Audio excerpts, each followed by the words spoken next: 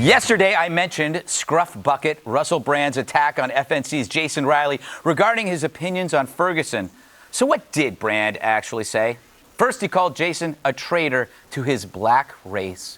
Jason Riley, editorial board member of the Wall Street Journal and author of the book, Please Stop Helping Us, How Liberals Make It Harder for Blacks to Succeed. Author of the book, I am a convenient African American who will betray my racial roots for Fox News. Then he mocked him for not sounding black enough. Could he have any more of a Richard Pryor doing the voice of a white person? Just bow down to authority at every possibility. Never confront injustice. Keep your mouth shut. Then he assumed Jason must live among whites, the traitor. I imagine he lives in a white neighborhood, that fella. Where would you find support? I'm a white person. I'm outraged almost racially by this sense of betrayal. So apparently all blacks must live together. How open-minded, Brand. So rather than debate, Brand smears the man racially, deeming him not black enough to suit Brand's stereotype. In Brand's world, a black person must sound black, act black, live in a black area. Congrats, Russell. That makes you a full-blown racist, focused only on color, never on character. Worse, Brand implies to young blacks that speaking eloquently is acting white. Something that would earn mockery from celebrities like Brand. You better keep acting black or famous people won't like you. This smear that education makes you sound white destroys black lives. But Russell doesn't care. He's busy enforcing his own bigotry. Later, he compared Jason's words to violence. But would Brand call out actual violence, like his country's various beheaders? Nope, that takes guts. But what do you expect? Brand's a victim of arrested development. He's just getting to that undergrad lusting for revolution phase. The dope just can't wait for the government to impose his version of utopia. He's a fashionable fascist, calling for an overthrow from a limo. I'd say this is the worst thing Brand has ever done. But then again, I saw Arthur. That was really bad. Arthur is a terrible movie. You know, no wonder, Kimberly, Katy Perry says she doesn't need a man. After marriage to Brand, who would want one? Oh, he's the cure. Let me tell you. He'd be like, whoa, I'm staying away from that He didn't even call her when he wanted a divorce. He texted it to her. Well, this is the kind of animal. Saves time. Saves time. Heartless. Yeah, and he's such a hypocrite because this is a guy that lives in a multi-million-dollar mansion Preaching in the revolution. UK, preaching revolution from the back seat of a limo. Like he can relate and understand, and then mocks people who are actually just covering the news and giving their opinion because no one can give an opinion unless it's the same one he shares. Wow, open-minded. You know what bugs me, Andrea? 10 years ago, I loved this guy. I used to host a show called Big Brother's Big Mouth in England.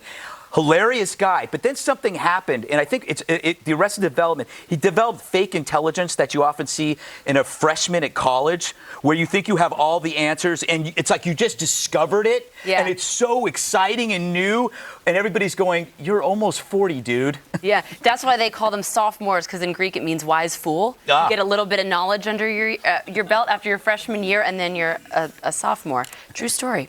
Lesson learned there. I did not know who Russell Brand was until you told me that he actually had a career before he married Katy Perry. Yes, he did. I only knew he was like a drug addict, sex addict loser. Yeah. And I never thought he was that funny. He's going to talk about you now. Bob, don't take it personally. I'm not talking about you. I mean, but now he's doing what? Videos in the back of a car? Well, he has a movie career, but although the movies haven't been doing too well lately. But he's a very funny, talented guy. But ideology has twisted his brain. Not as strong. And now, and again, it's something that will change with age. I think he's got to read more. Eric, the disturbing thing about this message is that he sees Jason as eloquent. Therefore, he isn't black enough. That might be the most racist thing anybody can think of. I think you pointed that out well in the monologue. And I would agree with you that Russell Brand is a very talented guy. Funny. I believe he's a musician as well. He's a talented guy, but he turned angry at some point. At some point, he flipped. Some switch flipped in his mind, and he became angry. He's angry at Fox. He's angry at capitalism. He's angry at America. He got sober. Right. Well, I don't know what it is. He got sober. But I will tell you that he has the same problem with America that there was another gentleman who has a problem with American exceptionalism. He's repeated it a bunch of times. President Obama has been an apologist for American exceptionalism. Russell Brand is an apologist for American exceptionalism. I would say They're on the same page. Thank God, Can I Katie. just make got Yeah, rid of brief sure. point? One is I now realized where the Wicked Witch of the East voice came from, number one.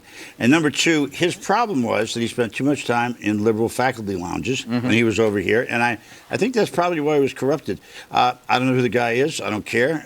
And I don't know who the other dude is either. Real You know, quick. Jason is a great guy. No, I know. He was criticizing. He's on What he Fox. was criticizing I know. I read, Jason he's a Wall Street for Journal, isn't he? Yeah, was Wall the Street same Journal was an thing FNC that he could contributor. say. Some of the things he was criticizing Jason for are things that I would wonder, would he criticize President Obama for? Well, yeah, exactly. And, I mean, and President Obama has said President similar Obama things. speak like a white guy in Russell Brand's? Is he not black enough? Did he grow up around white people? Right. I mean, would he say the same things about the president? Of course he wouldn't. course. You know what? I was just going to say he came after you, but then he went ahead and used the dog. I mean, the dog. I was drawn to watch it because of the dog. Yeah. The He dog dumped about- all over Greg. Did you see that? By the way, Bob, when he dumped on me, he called my book Joy of Hate hateful, which he didn't understand that it was actually against hate. Yeah. Joy of Hate was an ironic title, but he didn't get it. Also, I want to point that to Bob, which I know you will agree. He was dressed as Osama bin Laden the day after 9/11, and you know what he did? He blamed that on his heroin addiction. But now he's sober, and he's still a jerk. So he can't. Don't you get mad when people blame drugs for their behavior when in fact they could just be? Well, jerks? you know what really happens is when you get sober and clean, a lot of what's really the truth comes out. Yeah, exactly. Right? All right, they're yelling. Except you.